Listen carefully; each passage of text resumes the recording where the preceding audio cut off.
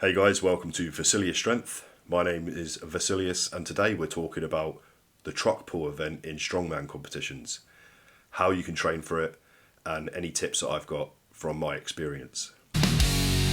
Steel meets in your strength unleashed. In the shadows of the gym, a powerful beast. Hear the iron cry. Alright, so when you find out that you're going to be doing the truck pull, it's usually at least 3 months before the competition. Sometimes it's more, but let's just say 3 months for argument's sake, so we can kind of structure a little plan of how you're going to get better for that event, which is quite hard to train for if you're just trying to pull a truck. So because 3 months is 12 weeks, ideally you don't want to be hiring or organising a truck to pull and somewhere safe to pull it every training session for 3 months. That's just going to be too much hassle and it's going to take a lot of time out of your actual training, which you need to be doing. So we're going to split the training into stages. First of all, the best way to train for it is to use a heavy sled, obviously, instead of a truck. So what that means is for the actual training of the event, you'll have a sled weighted behind you, attached to a harness which is going to be on your body. You're going to be pulling a rope, and the rope is going to be attached to an anchor point, which could be, if you're outside, goalposts or a tree. But if you're in the gym, what I like to use is a heavy weighted yoke, a strongman yoke, where you load that up with all the plates, you tie a rope to the yoke, and then you're pulling the free end of the rope. But for the first stage, we're not even going to do that. In my opinion, doing that full body movement a couple of times a week for 12 whole weeks is not only physically exhausting, it's also mentally exhausting to be doing the same thing 2 times a week for 12 weeks. So for the first month at least, to kind of break it down a bit, I like to separate that training into 2 different parts. The first part is the pulling of the rope. The second part is the moving of the sled. So the moving of the sled, I'll load it up with plates, and on the turf, strips that they have in gyms, I'll push it, trying to get my body at a 45-degree angle, pushing that sled as fast as I can for the distance required. The second part of the movement is the pulling. That's when I will sit down on the floor of the turf track, and I'll be pulling the heavy sled by rope, just using my arms and back upper body, so you're sat static in one position. This helps you build up the muscles that are going to help for the event without actually doing that event for 12 weeks consistently, twice a week.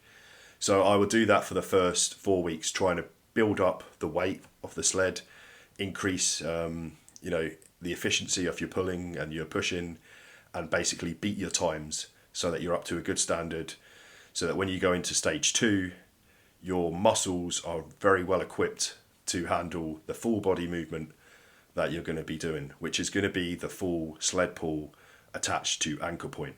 So you'll have your heavy weighted yoke with your rope tied up to it. You'll be pulling the free end of the rope with the sled attached to a harness on your body. You'll start medium weights, going as fast as you can, and you'll gradually increase the weights until it's getting near to the point of the weight of the truck. It's hard to actually train specifically for that weight because the truck moves very differently to a sled, in that a sled is actually harder as you're pulling it, and the resistance stays the same the whole way through, whereas with the truck, the hardest part is actually getting the wheels turning, getting it rolling, and then it becomes a bit easier, and you're working with that speed that you've already produced. So when I did my truck pull event, I remember the sled getting up to 450 kilos, and that felt like it was heavier and harder than when I pulled the truck. So for me, I think it was like a 12 or 13 ton truck from memory that I pulled. That was equivalent of, in difficulty, I would say, to about 350 kilos on the sled. Bearing in mind, there's more resistance on the sled, and the wheels don't roll. There's no wheels on a sled. So yeah, 350 kilos is what I found to be the spot where it was equivalent to pulling the truck. But I did like to go all the way to 450 just to make sure that I'm like overtrained for the event rather than undertrained, so that I wasn't going to be find it really heavy on the day. The weight wasn't an issue. It was more just getting that speed, the quick arms, and the quick feet. So talking about quick feet, footwear is quite important for training for the event and then on the actual day as well. You don't want to have anything, because you're at that really low angle and you're doing lots of quick steps with a lot of weight going through your feet.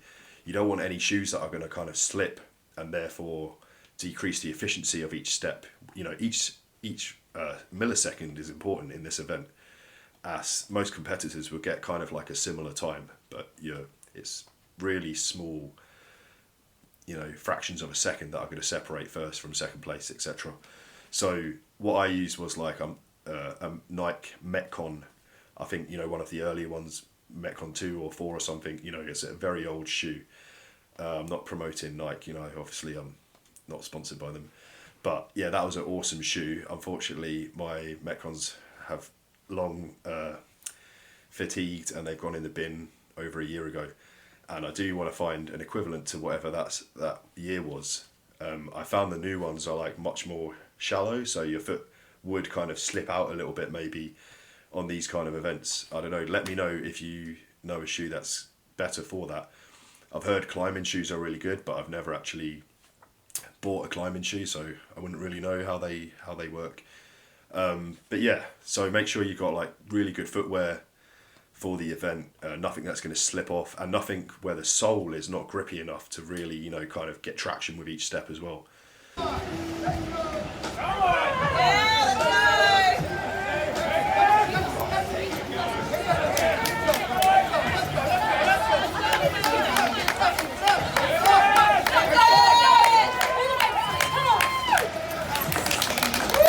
So you've done the truck pull now, you've realised that you need really good footwear that can take an absolute pounding and that won't slip off your feet and won't lose traction on the track. You've realised the kind of weight that it's going to be equivalent to on the sled. Now you've already gone above that weight. Now we're going to go to specifically that weight and try and perfect your sled pulling. So let's say it's like a 12, 13 ton truck. So you want to have about 330 to 350 kilos on the sled. Let's call it 350. Again, just so we're overdoing rather than underdoing, but I think it's somewhere between 325 and 350 kilos is equivalent to the truck, in my opinion. Then we're going to think about how we can improve the efficiency. I found that going as low as you can while still maintaining balance and not falling on your face is the best way to apply your force through the rope. So you want to be quite horizontal when you're pulling, and that means it's going to involve a lot of your lats as well as the obvious things like your arms, your biceps, your lats, because you're going to be at this point here, and not only are you going to be flexing at the elbow for your bicep, but you're also going to be drawing down your elbow, kind of like if you go on those machines at the gym and you do like the pullovers, or you can do the dumbbell pullovers. I mean, if you think about it, that's what you're doing with the truck pull. Also, if you wanted to, for cardio, there's those specific like cardio machines at the gym where you're pulling down on the rope. You can use them as well, but that's another story. That's more on the cardio side. So at this point, you want to make sure that you're timing every single sled pull you do. You're going to be doing it twice a week. And if you're not improving sled pull after sled pull, you need to figure out why that is.